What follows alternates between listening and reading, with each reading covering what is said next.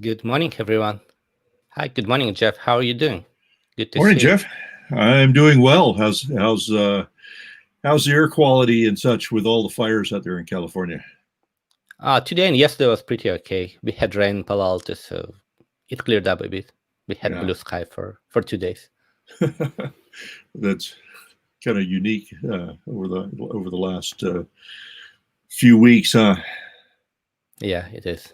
Yeah, we actually got some snow last week here in Denver, and that cleaned up the air for a while. And same thing, we had beautiful blue skies, but now we're getting back to the red tinge, both from the smoke from the fires here locally and the smoke from California. Back to new normal. Yeah, the new normal. That's right. So, dear audience, today we are going to be talking about multi-homing and specifically how multi-homing is implemented with EVP and ESI. It's a really exciting topic. Finally, we are getting multi-homing that is decoupled from vendor-specific technologies and can address many, many interesting use cases. And never fear, we're still also talking about EVPN route types in the context of this. Absolutely. There are two additional, or actually 2.5, that needed to support EVPN. So the drama of MCLAC, the technology is not new. It came up about 10 years ago or so when we started to multi-home customer equipment over VPLS. So back then, the use case was very different. So today, if you look at data center, you have a server connected to switches. Switches are nearby, usually in the same rack, so it's very easy. Back then, CE would connect to two PEs that could be distributed across 50, 100 miles, right, to provide more resiliency. So the requirement for synchronization was very different. It had to be stateful. It had to be over TCP, obviously, to provide resiliency on the session level. And we actually published RFC 7275 called ICCP, Inter-Chassis Communication Protocol, that was based on top of LDP. So assumption was you would be running VPLS, VPWS with LDP, and then just use ICCP on top to provide inter-chassis protocol. Yes, Jeff?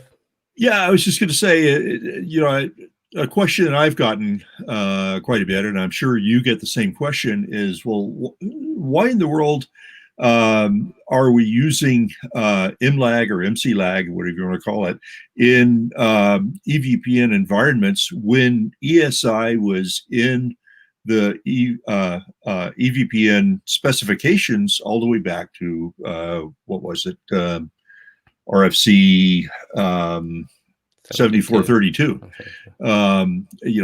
There's ESI right in the RFC. And the simple answer is that MLAG has been around longer than that. And so people have gotten used to using MLAG, even when, as you're going to see in this particular show, ESI is a better solution. For reasons we're going to be talking about. But and the other part of that is, and Jeff, I don't know if you agree with this or not, but what I've seen is that different vendors have been rolling out different pieces of VPN at different times, and so ESI might get rolled out by one vendor and not by another vendor. Juniper kind of led the way there. But for quite a while, you couldn't get in ESI support in pretty much anybody. I believe what I read somewhere was at one point it was just Juniper and Nokia that supported ESI and nobody else. Yeah, so let's do some quick review. You see the wiki overview of different types of MCLAC. As you see, names are different. A lot of protocols are different. And guess what? Mostly none of them interwork. So in no way you could have two switches of different vendors doing MCLAC. From vendor perspective, desired situation, if you buy a pair of switches, you're going to buy them from the same vendor. Practically, it limits you in the way you deploy, and it's not a good thing, right? So let's take. And all these solutions are pretty much limited. The MLAG solutions are limited to 2 switches also. In data center, yes. Again, if you go back into one, I think in Ericsson we built one for 8. But yeah, they're extremely complex with stateful synchronization. This is not something we would like to do in data center in general. So that's why you see complete separation between solutions on one side that's been used with VPLS mostly, or EVPN MPLS, and what's being used in data center in general. So let's take a look what MCLAC or MLAC is. You've got the switch side. There are usually 2 or more switches that make the server think that they're same switch. So through LACP, they advertise same ID. So from switch perspective, when it loads shared traffic across MLAC members, it thinks it's sending it to the same switch. In all vendors implementations besides NXOS, starting from version 9 and 2, peer link between adjacent switches is required. That's a horrible thing to do because in leaf-spine networks, you don't interconnect leaves, as simple as it is. So if you do MLAC or VPC or whatever you call it on other vendors, it requires you to have this peer link in order to run heartbeat between the switches, so they know that peer is alive. And then on top of that, you need to configure trunking, you need to configure BGP sometimes, you need to configure a lot of stuff. Error prone, doesn't interwork, in general, horrible solution. On top of that, you also need to hack EVPN to make other switches load share across different MLAC members. So all in all, really undesirable solution came up because there wasn't anything else. ICCP, as we said, was based on top of LDP and actually required LDP to be present in the code base, which is not the case for most switching operating systems. So we were stuck with MLAC for quite some time. Esi multihoming. So if you remember from our previous explanations, EVPN came up as a one technology, not really as data center technology. Even so, we might argue that some early Juniper Q fabric actually used it, right? So multi-homing for one deployment is mandatory. We've had multi-homing for ages, and in order for EVPN to replace VPLS, VPWS, multi-homing was mandatory. So it came in the first RFC of EVPN, mandatory. Data center had quite different requirements. So how is EVPN implement ESI? It uses 2 route types. Type 1, which is Ethernet auto discovery route. There are actually 2 of them. We will cover them, as well as Ethernet segment route that is specifically used for auto discovery and designated for the election. Again, we'll cover it a bit further. So far we've covered layer 2, layer 3, so MAC advertisement routes.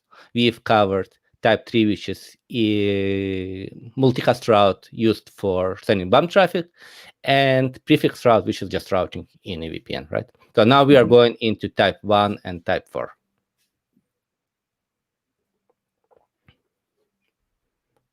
So as we said, there are 2 subtypes in route type 1. One is used for mass withdrawal. Actually, this use case is coming more from one side than data center, and we will review why. So what's mass withdrawal? When a link goes down, you would like to switch to a standby or backup or secondary link as soon as possible. Remember, in a VPN, you might have tens of thousands, if not millions, MAC addresses. So if you do withdraw per MAC address, it will take you minutes, it's not hours. So the idea here is somewhat similar to what we did in peak for LTVPN, is on the signal that link went down, which could be just withdrawal of type 5 route, type 1 route, or some other mechanisms. You want to switch all of members of this particular ES to the new link. RT1 per EVI is actually the route that's used for load sharing and aliasing. What's aliasing? We will review it very, very soon. Okay. And route type 4 is used for designate for the election and just for different switches to discover each other. So the fact that they're connected to the same Ethernet segment. Quick IDF overview. So pretty simple route, has router distinguisher as any other VPN route. This is fundamental to ESI. This is the Ethernet segment identifier that's 10 octets and going to be used everywhere. MPLS label in this care, we don't really care. Ethernet attack we're not going to cover. Same goes for route type 4 RD and ESI. And who is sending the route? Esi value often overlook very, very important thing. So there are a number of types that's defined, and they define how the rest of your Esi is going to look like. And as we start looking, what you're going to see, I'm going to use Juniper as per agreement with you to show you different things. So they're supporting type 0. If you look at NXS and soon to be published implementation of Cumulus, they support only type 3. There are some in between that support type 1. On itself, it is a problem. They configured very differently. The derivation is quite different, and you really have to test whether multi-vendor deployment can work with different ESI types. So on one side, we kind of move towards features that is vendor independent. On another side, specifically to data centers, we got some discrepancy in ESI types. If you look at one systems, usually they will allow you to configure what you like. So if you look something like IOSXR, they're very configurable. Last time I looked at the NextOS, it's type 3 only. On Junos, it's type 0, type 1. I think on Arista, it is type 0 and type 1. I was just thinking, not for this session, obviously, but sometime when we start wrapping up EVPN, it might be good to do maybe an entire show just around the variations of EVPN as far as what's supported on different vendors that are common to the data center. Yeah, because they can be pretty confusing. So this is the topology we are going to use as we go through all the discussions. We've got two leaf switches, leaf 1 and leaf 2, obviously connected to spine 1, spine 2, and we've got rack server that is multi-homed to these two switches. As we go through routes, the easiest way to differentiate them is obviously by looking at RD, and leaf 1 is going to use RD 10.0.0.2. So the second part of RD is different depending on route type, and leaf 2 is going to be with 3. Right. So as we look at configuration on Juniper, and again, somewhat similar to everybody else, the first octet is the ESI type itself. As you could see, it's set to 0, and that defines the ESI type to 0, meaning it's completely manually configured. So the 9 octets that you see after the ESI type are manually configured. You could put whatever you like in them.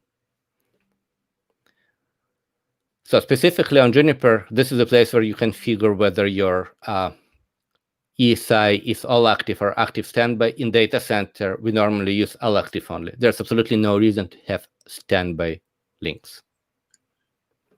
Are there any rules of thumb or common practices on selecting the ESI value if you're manually configure them? I actually don't know. Yeah, so we try to avoid use of multicast values. So it's more complex because at Upstream we are multi-vendor, right? So we need to support or normalize configuration across different vendors. And as we said, type 0, you could put whatever you like. In type 3, however, you have number of values, including MAC address, that needs to be normalized and configured part of ESI. And so in order to do so, we kind of normalized it across vendors and avoided values that could look as multicast, MAC address, some others, but practically just make sure you use same ESI on switches that are connected to the same Ethernet segment. So in this case, we see configuration from two different switches. As you could see, ESIs are exactly the same. And this is what makes them parts of same ES or Ethernet segment.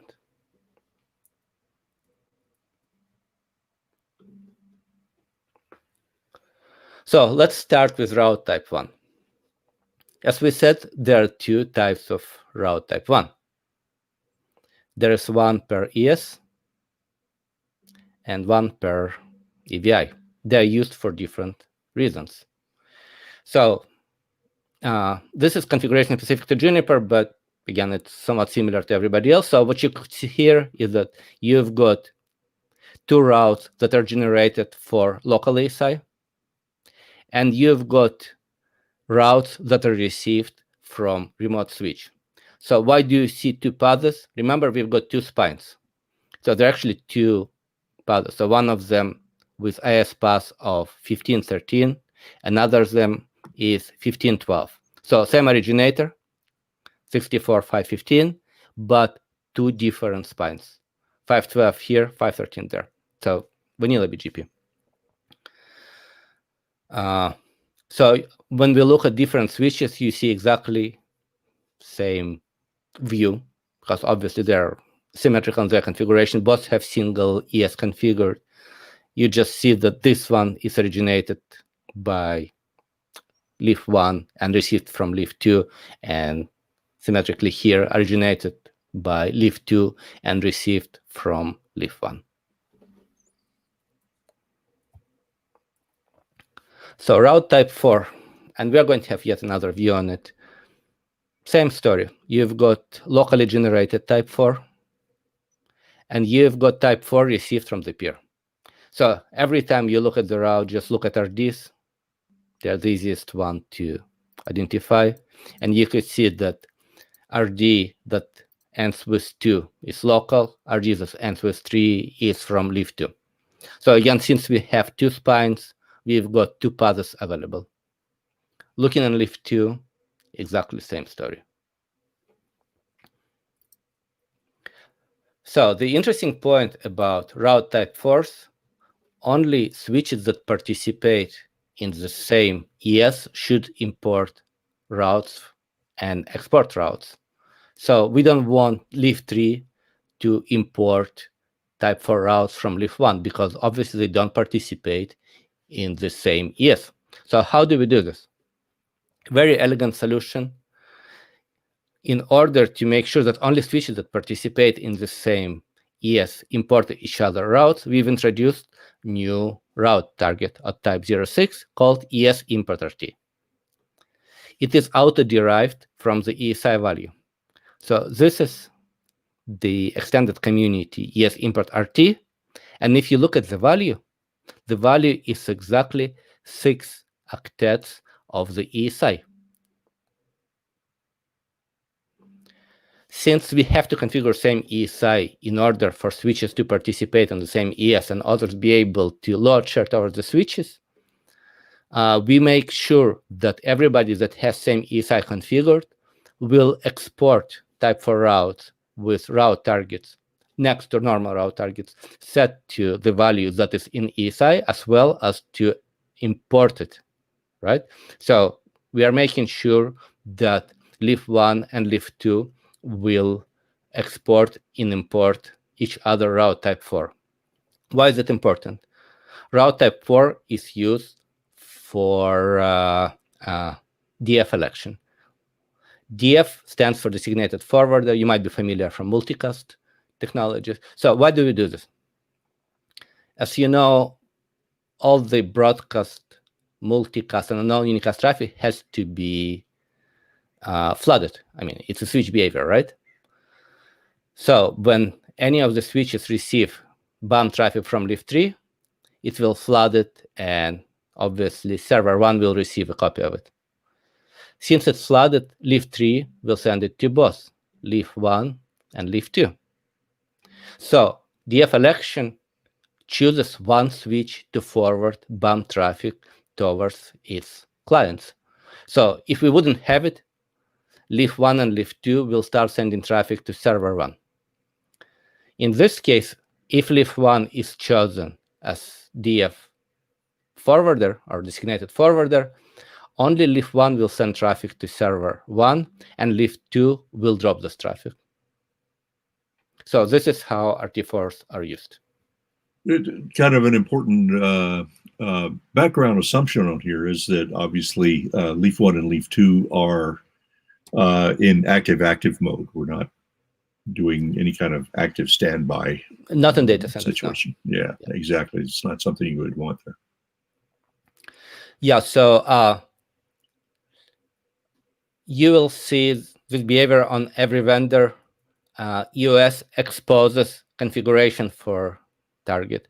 I was told done from some legacy reasons they couldn't interwork with someone else. Don't touch it unless you know what you're doing. Because if your ES import RT is different on the same switches that participate in the ES, you will break your EVPN setup. So let's go through short steps of how ESI load chain exactly works. So when we get a server that's connected to the same Ethernet segment, we call this obviously ES Ethernet segment, what really means that there's common layer 2 subnet. So you're on the same layer 2 domain here. Yeah. So after you have configured, what's going to happen? After you hit commit or end, some magic is going to start happening. So both switches that are connected to the same ES will start advertising new route types.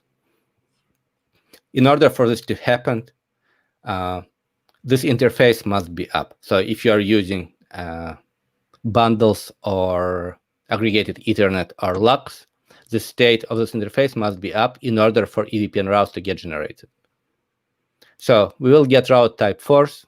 As we said, both routers or switches will import each other route targets and install these routes, run DF election. So DF election uses reasonably simple algorithm to choose who is winning. It can also be done per VLAN. Both switches will advertise route type 1 per ES. As we said, used for mass withdrawal. So let's take a look. This is a single physical link, right? However, you might have hundreds of different VLANs on this link. So if you don't have ability to do mass withdrawal, when this link goes down, the switch that's trying to send traffic towards the ES will have to withdraw one route at a time. And it's 100 VLANs, and imagine there might be thousands of MAC addresses behind every VLAN. It will take forever. So what this route provides us is ability to withdraw every MAC address we know behind this link independently of VLAN or anything else at the moment this route is being withdrawn. Right? It's somewhat similar to VPLS fast withdrawal as well, if you remember what it is. This is an interesting feature. So why do we need route type 1 per EVI?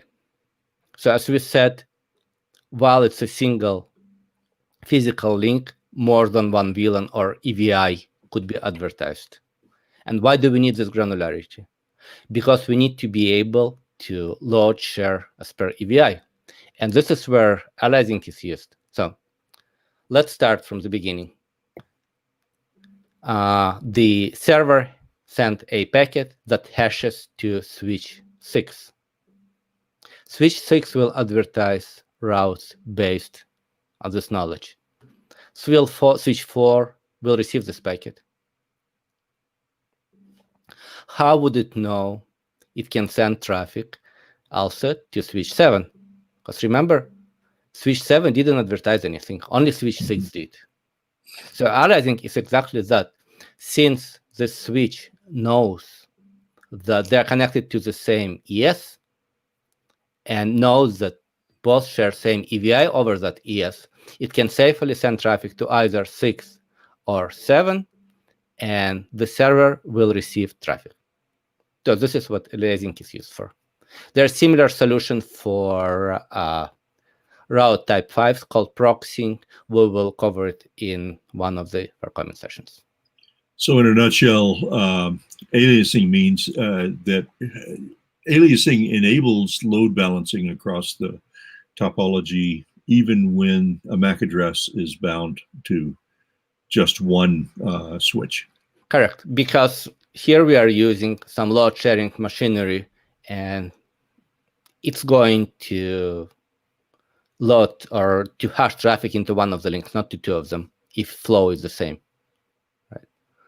So that's why you really need this. Otherwise, you won't be able to load share unless you receive traffic from same flow on another link.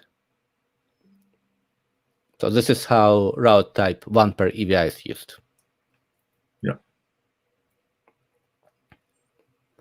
So what happens next?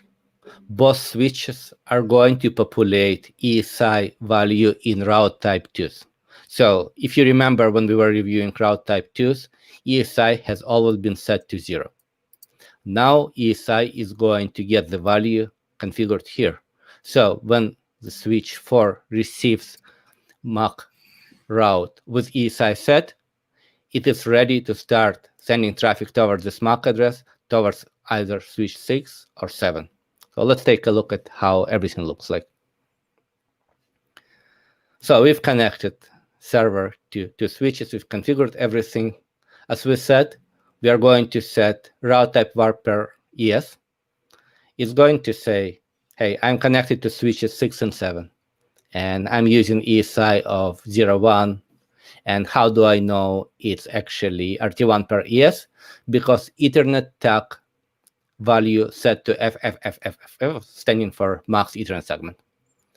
This is also where you signal whether your ES is all active or active standby. So it's part of route type 1 per ES. Second route is going to be RT1 per EVI. The difference when you parse the route is that Ethernet tag is set to anything but not max ET. So as we said, has different function, just using same route type. And then, most importantly, we will receive route type 2, now with ESI set not to 0, but to that of ES. So it could be recursively resolved. And if you look at data structure in forwarding, you will have MAC C towards ES,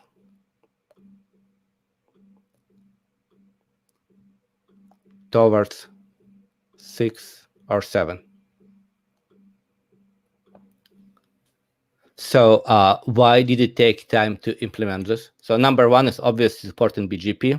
If you're using Cumulus version before version 4, I mean, it runs FRR, but in general, it will drop any type 1 or type 4 routes. So if you happen to use them as spines, you would be surprised that other leaves don't receive those routes. They're just being dropped. If you look at Arista, for example, they've been supporting in control plane route types 1 and 4 for quite some time. However, they didn't load share. So they implemented BGP, but forwarding plane wasn't ready, which it is now since 6 months or so. So as you could see, you've got significant amount of recursions in software and in hardware. So you need to be able to take MAC address, figure out to build this indirection between your next hops and the MAC address itself, because before it was just pointing towards one switch. Now it points towards indirections that points to both switches, and then load share as per flow across the different switches. So the technology is quite complex, requires specific support in hardware, and not supported by every piece of silicon. So hence, it took quite some time. However, today we've got full support for ESI on Juniper. This is actually how they started, and this is the only technology supported for multi-homing QFX 5K and EXs. Arista has announced support for ESI in 6 to 12 months before. It's actually working quite well. Cisco supports ESI on NXS on some hardware. And Cumulus is coming with ESI in a common release. Unfortunately, with Type 2, we've discussed it, but we'll see. So, excellent. How are we doing on time? We are right at the half hour. Do you have any questions? There was one question, or maybe a comment. There it is again from Cameron on the slides we've been showing. The outputs are there's so much in there that it's a little hard to read. And Cameron, maybe Jeff and I will maybe discuss this after the show and figure out a way that we can share these outputs so they're more readable. It's hard to get that much information on the slide and still have it readable. Yeah, so the intention here is to give a piece of information. If you feel you need more, please do let us know. So again, I've got multi-vendor setup running. I can go into CLI and show you pretty much anything you would like to. So please do let us know what is it you're interested. We would be happy to extend and go behind the slides, behind the scenes, into real devices, showing you how things look like, how they work, and all the details. Absolutely. Do we have any other questions in the couple of? Well, we don't have a couple of. Thanks, Cameron. Appreciate that. So for don't see any other questions. I'm sorry. Go ahead, Jeff.